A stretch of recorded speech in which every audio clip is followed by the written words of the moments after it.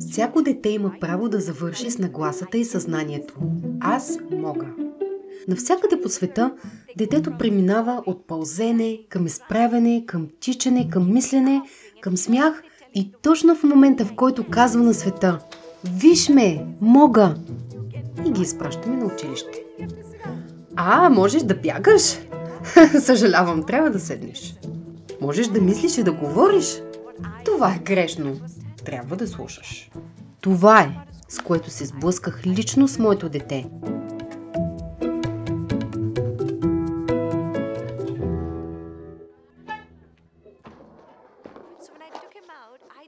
Това не беше свързано с грандиозно намерение за промяна на света или промяна на образованието.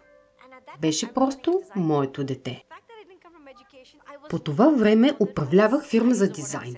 Това, че не идвах от образователната система, не смути мащаба, в който възнамерявах да действам. Това всъщност е, което наистина ми позволи да бъда дръзка.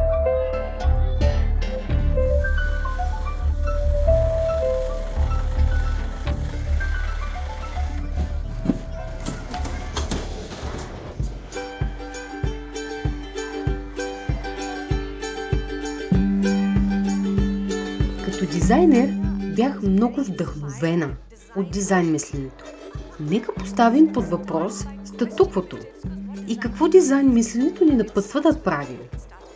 Началото е емпатия. Започва се с потребителя. За кого е? Как изглежда успехът? И след това, какво трябва да направя, за да съм сигурен, че го постигам? От дълго време образованието е превърнало родителя в основната заинтересована страна. Родителя иска изпити, родителя иска домашни, родителя иска едно или друго. Така децата стават второстепенни в програмата.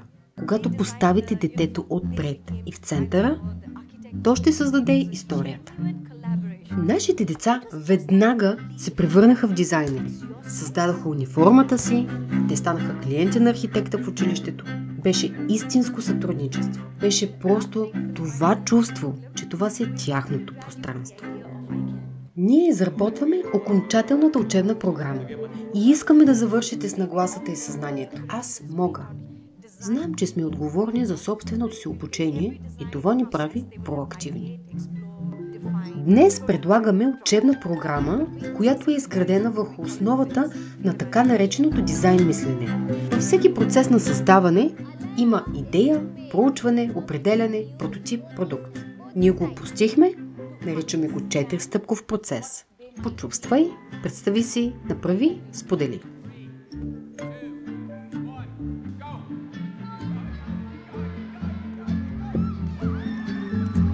И така, ако в продължение на 12 години използваме именно такъв тип активно мислене, те ще завършат със съзнанието и нагласата. Аз мога. Това е вярата и увереността, че мога да се справя. Аз мисля, че поставянето под въпрос на състоянието на училището е това, което трябва да направим в образованието. Ние не осъзнаваме, че ние сме тези, които сме чакали.